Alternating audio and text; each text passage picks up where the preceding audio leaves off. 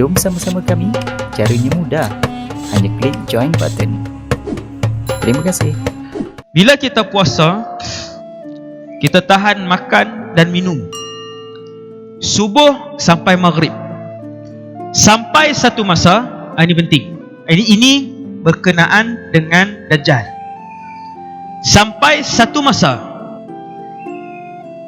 umat Nabi Muhammad seluruh muka bumi ini, daripada utara ke selatan, barat ke timur, umat Nabi Muhammad seluruh muka bumi ini perlu menahan puasa, menahan daripada masukkan makanan dan minuman selama beratus hari lamanya. Ini simbolik ke realiti, hakikat? Macam ni. Hari pertama Dajjal muncul di Khurasan ataupun di Asfahan. Dua tempat Nabi sebut, dua-dua hadis sahih. Dan kedua-dua tempat ini di Iran. Jangan risau di Iran. Tuan-tuan tengok kan, Iran.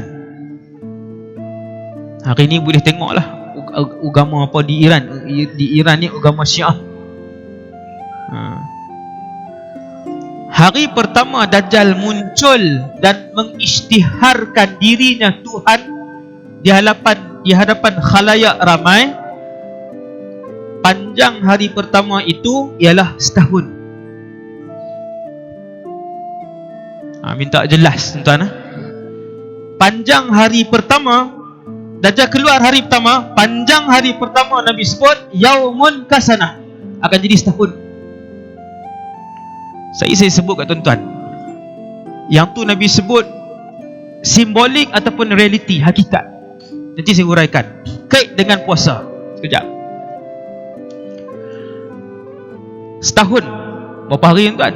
364 hari. Hari pertama panjang dia. Tuan-tuan boleh darab sekarang 365 darab 24. Tuan-tuan akan dapat lebih kurang hari pertama Dajjal keluar tu lebih kurang 8,000 jam. Betul tak? Kan? Sibik ada calculator. 8,760 jam. Panjang hari pertama. Sekejap kita kait dengan puasa.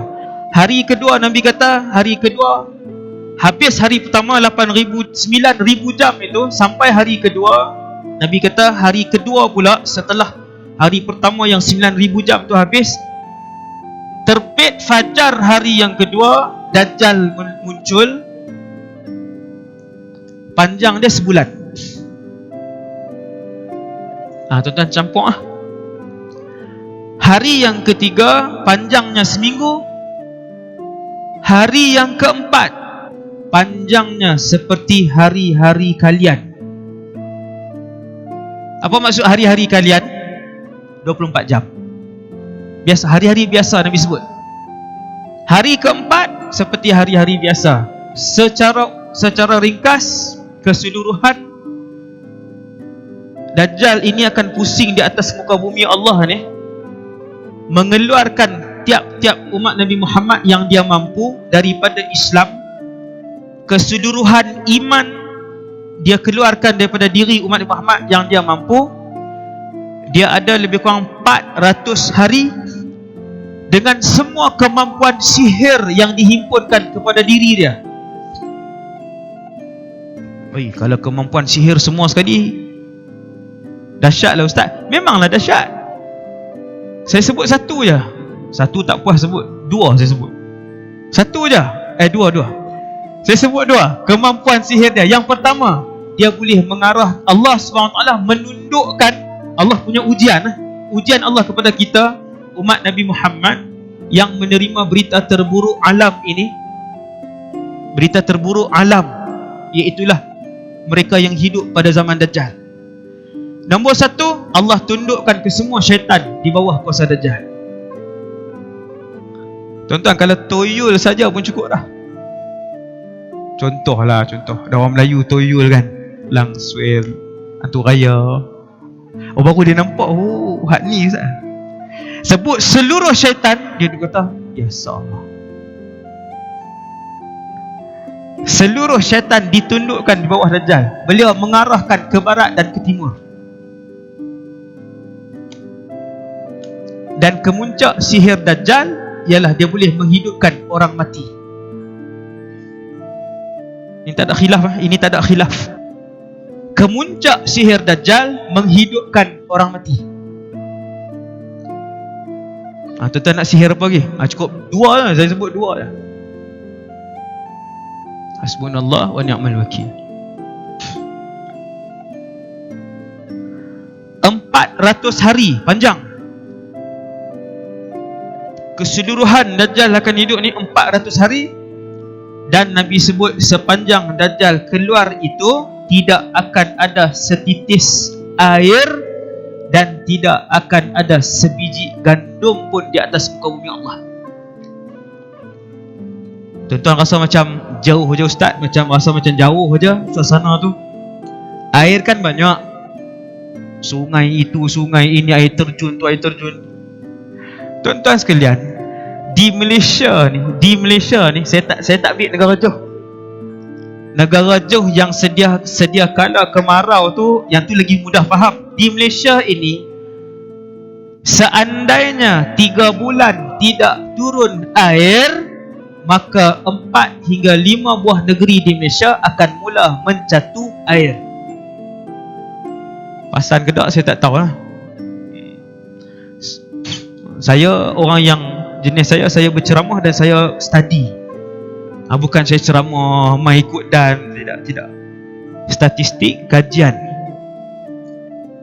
Ada 1 tahun selepas saya balik Syria di Malaysia ni, 3 bulan kemarau tak turun hujan terus.